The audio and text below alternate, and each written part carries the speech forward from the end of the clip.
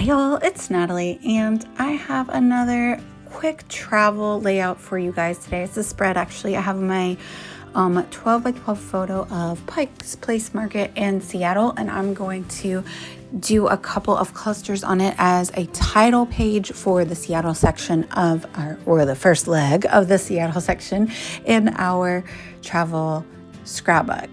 We stayed a couple days on the back end of our trip as well, so I'll have a second leg of the Seattle section because we have sweet friends that live there and we got to visit with them, and that was awesome.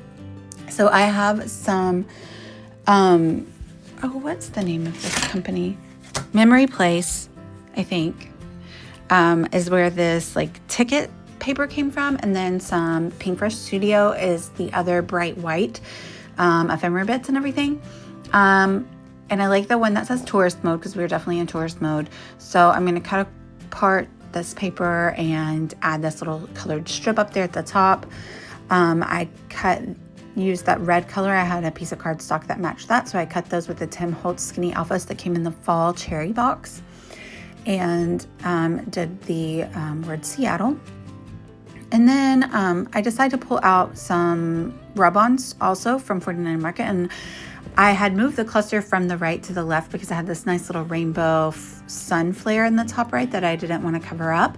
But the rub-ons will be perfect to place over there in that empty space because they will still allow you to see that pretty little sun flare. So I am adding one of the Pink Fresh Studio matte paper that kind of matches the ephemera piece that I used at the top to my cluster at the bottom. So again, repeating again, I say, because I say it all the time on my channel, if you repeat these elements, it brings cohesion. I also added this craft paper there because I felt like it was a busy cluster up at the top, so I wanted a place for the eye to rest. So I just added that really solid craft bit of paper to help break up all of the patterns that we had going on at the top. And I'll use the bit that I cut off to incorporate that element down in the bottom cluster as well. These prints are from Persnickety Prints. I have an unboxing a few months ago where I got them printed a few months ago. No, it was 6 months ago. My goodness, time flies, right? So you can scroll back and see. And then this is an ongoing album. I felt like I needed to, get in this album and get to work. And so you're going to see me here in a minute transition to a 12 by 12 pocket page. So a lot of the photos I printed smaller sizes to do pocket pages because there's no way that I'm going to do full 12 by 12 size layouts for every photo. We took so many photos on this amazing trip. And guess what? We're planning other trips for 2025. So I got to get this done. It's not going to get done anytime soon probably, but I need to work on it. I need to get it done.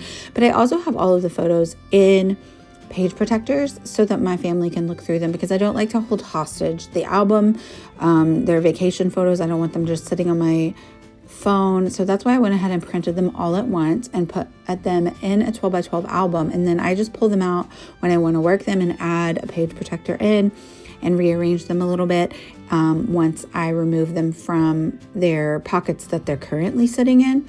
But my family can look at them if they desire. And then every time they decide to pick it up, there might be a fun new layout or two. So I decided that it needed a little something more, so I added that bicycle to the bottom cluster, and we're going to call that done. Now I pulled out my 12 by 12 pocket page, and I would like to use that Pink Fresh Studio pocket card. It says core memory. And so I'm going to put the title for the pocket page on that, and it's going to say gum wall because almost all these photos in this layout came from the gum wall. If you go to Pike's Place Market, you will see the gum wall. It's disgusting. It's graffiti. It's kind of cool though. It's kind of a cool photo op. So the kids were having fun there. So we took quite a few photos, and I am using the Cedar House collection from American Crafts. And this is a collection very hipster that I pulled out this year, and I wanted it because I liked the vibe of it, but I wasn't really sure exactly how to use it. And I have only used it, I think, one time before this. So it was so perfect and grungy for Seattle. So I was really glad that I remembered it, and it worked well with some of these pieces from Pink Fresh Studio as well. So I can bring them in. I think that pocket card is from Simply the Best. A couple of those are. And then it matched really well with the Cedar House from American Crafts. So that's where some of these papers came from, the wood grain, the brick. And then I'm using the ephemera as well from the Cedar House collection. Works really nicely. And then a lot of the cardstock stickers are from the travel collection and from Simply the Best from Pink Fresh, which Also has some travel elements because it's kind of the vibe of that one is not just travel, but it has some travel nods or some outdoorsy nods. It's just kind of like the best of life, I think was the theme. Anyway, I have rambled on and we have completed the page. I pulled out my Smarky Tim Holtz stickers to finish off that last bit. I'm going to post the photos down below, and you can also find them on the gallery at a cherry on top and on my Instagram. I'll post links to that in the description, as well as a few affiliate links if any of these items are still in stock. Let me know if you have any questions. I'd love it if you'd like and subscribe, and thank you guys so much for watching. Bye y'all.